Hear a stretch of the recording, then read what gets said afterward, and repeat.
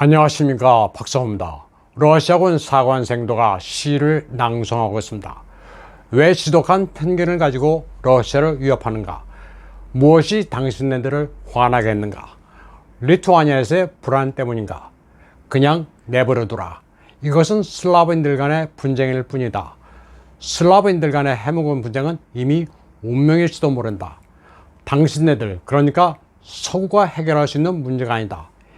이 시는 알렉산드르 푸시킨의 클리베트니캄 러시, 러시아를 중상모략하는 자들에게라는 아주 유명한 애국시입니다. 이 시에는 슬라브의 하천이 러시아라는 바다로 흘러들어갈 것인가란 문구가 있습니다. 1831년 푸시킨이 쓴 이 시는 폴란드 봉기가 일어났을 때 작품입니다. 폴란드에서 반러시아 봉기가 일어났을 때 프랑스가 개입하려 하자 쓴 시입니다. 프랑스가 나폴레옹의 러시아 침략에 실패해 그 안갚음으로 폴란드 러시아 간 불화에 개입하려 한다면서 푸시킨은 문학 작품으로 이를 꾸짖었습니다. 푸시킨의 이 시는 러시아가 동유럽 문제에 있어서 서유럽의 외교 상대가 되어야 한다는 메시지를 던지고 있습니다. 슬라브의 문화 역사를 모르면서 혈연 관계인 남의 싸움에 관여하지 말라는 외침입니다. 푸시킨의 클리베트니캄 러시는 우크라이나 사태가 발발한 이후 러시아에서 가장 주목받는 애송시가 됐습니다. 클리베트니캄 러시는 냉전 이후에도 끊임없이 동진한 나토의 움직임, 그리고 슬라브인이라는 공통의 뿌리를 가진 우크라이나를 이용해 러시아를 파멸시키려 하는 서구에 대한 러시아인들의 반발 심리를 그대로 대변해주고 있습니다. 또 서슬라브 민족인 폴란드까지 러시아를 겨냥하는 창으로 만들고 있는 데 대한 분노는 1800년대까지 거슬러 올라간다는 점을 설명해 주고 있습니다. 나폴레옹과 히틀러의 침략으로 대변되는 서구의 러서포비아를 이번에는 좌시하지 않겠다는 러시아인들의 심리를 그 옛날 푸시킨이 내다본 셈입니다. 러시아와 폴란드는 같은 슬라브족이란 문화적 뿌리를 공유합니다. 서로 적대시할 이유가 별로 없습니다. 안나 게르만이란 전설적인 가수의 경우 폴란드인이지만 러시아에서 더 유명합니다. 러시아 로망스 컬렉션에는 안나 게르만의 곡이 거의 예 없이 들어갈 정도입니다. 그녀는 가리 가리 마야 즈베즈다, 빛나라 빛나라 나의 별, 어센냐야 빼시냐, 가을의 노래 같은 명곡들을 러시아어로 불렀습니다. 노래 가사가 굉장히 시적이고 아름다운 데다 보이스 컬러도 아주 미성입니다. 친서방 일부 슬라브권에서 벌어지고 있는 러시아 문화 지우기는 그런 면에서 상당히 억지스럽습니다. 지운다고 없어지는 게 아닌데 러시아와 관련된 것이라면 모두 말살하려 하고 있습니다. 푸시킨의 역사관도 바로 이런 문화적 맥락에서 비롯된 것입니다. 러시아의 유명 가수 세르게이 베즈루코프도 소셜미디어에 클리베트니캄 러시를 낭송하는 영상을 올렸습니다. 베즈루코프는 블라디미르 푸틴 대통령이 발동한 특수군사작전을 열렬히 지지하고 있는 대중가수입니다. 그는 6월에 루간스크를 방문해 러시아가 우크라이나와 전쟁을 하는 이유는 형제 자매를 보호하기 위해서라고 팬들에게 말하기도 했습니다.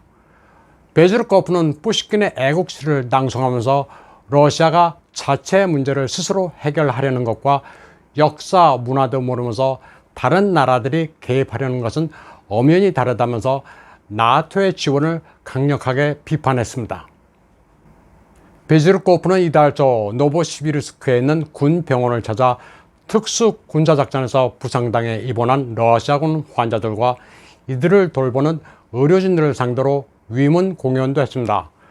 러시아의 대중가수들은 거의 베즈루코프처럼 애국심이 강합니다. 그는 환자들의 쾌차를 기원한다면서 러시아군 장병들에게 감사의 마음을 표했습니다. 그리고 공연의 끝자락에서는 왜 자작나무는 러시아에서 그토록 요란한 소리를 내는가란 곡을 불렀습니다. 이처럼 푸틴을 응원하고 우크라이나에서 탄압받는 동포를 위한 해방전쟁을 칭송하자 이유는 그를 새롭게 제재 명단에 올렸습니다. 푸시킨은 근대 러시아 문학의 아버지입니다. 고골, 톨스토이, 도스토옙스키 등 러시아 문호들은 수없이 많지만 이들 가운데 누가 최고냐고 물어보면 러시아인들은 단연 푸시킨을 꼽습니다. 제정 러시아식의 귀족들은 프랑스어로 말했고 농민들은 조악한 러시아어를 사용했을 때 유려하면서도 쉬운 러시아어를 사용해 러시아어의 표준을 확립한 이가 바로 푸시킨입니다.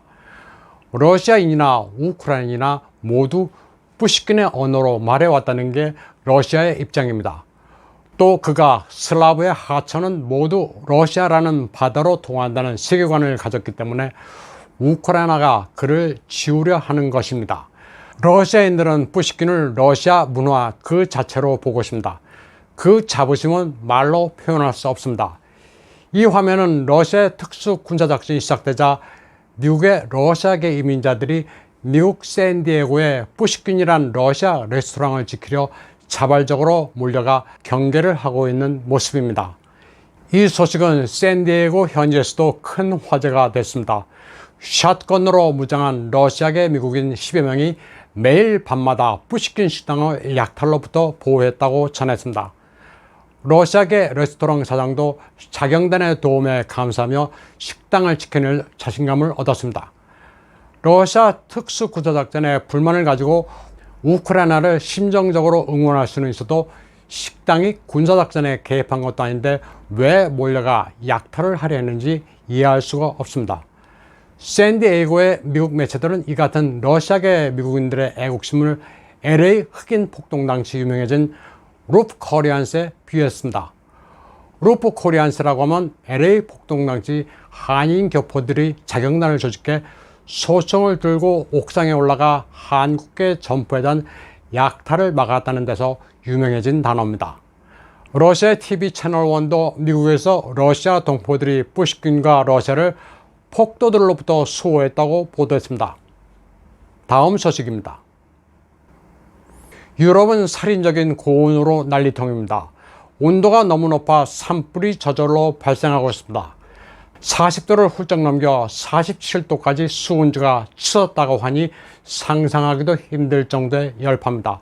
스페인에서는 산불이 열차 가까이 다가오자 승객들의 넋이 나갔습니다. 런던에서는 공항이 문을 닫는 사태도 발생했습니다. 공군 기지도 폐쇄됐습니다. 비행장의 활주로가 뜨거운 태양열에 녹아내렸기 때문입니다. 열차도 궤도가 변형되는 바람에 위험하다면서 운행 편수를 줄였습니다. 유럽 전체가 거대한 불덩어리로 변했습니다. 영국이 40도를 넘었고 프랑스는 47도를 기록했습니다. 사람뿐 아니라 동물도 견딜 수 없는 열파입니다. 프랑스에서는 동물원에서 동물들을 급히 안전한 곳으로 대피시켰습니다. 그야말로 노아의 방주 작전입니다.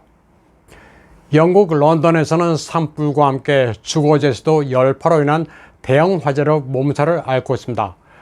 런던 시장 사디크 칸은 런던 소방대가 비상사태를 선포했다고 밝혔습니다. 마치 도시가 폭격을 맞은 2차 대전 당시 런던 대공습을 연상케 하고 있습니다. 다가오는 겨울의 한파에 벌써부터 떨고 있는 유럽은 대재앙으로 닥친 기록적인 열파에 비명을 지르고 있습니다. 상상할 수 있는 모든 재앙이 닥친 유럽과는 달리 러시아는 너무나도 평온합니다. 기후도 좋고 올해 농사도 풍년입니다. 제재를 받고 있다고는 하지만 사회는 동의 없이 안정적입니다. 모스크바를 관통하는 강변 풍경은 평화롭기 그지없습니다. 유럽은 극심한 가뭄까지 겹쳐 경작지의 46%가 바짝 말랐습니다. 우크라이나를 도와주고 말고 할 처지가 아닙니다. 반면 러시아는 풍요롭습니다. 상트페테르부르크의 한 슈퍼마켓 매대입니다. 저렴한 가격의 식료품이 넘쳐납니다. 러시아는 유럽과는 정반대로 올해 농사가 아주 풍작입니다. 과일과 채소도 풍부해 먹고 사는데 지장이 아예 없습니다. 명품이나 일부 서구제 공산품은 없어도 조금 불편할 뿐입니다. 유럽을 강타하고 있는 자연재해도 러시아는 신기하게도 피해가고 있습니다. 오늘 방송은 여기까지 하겠습니다. 시청해주신 여러분 감사합니다.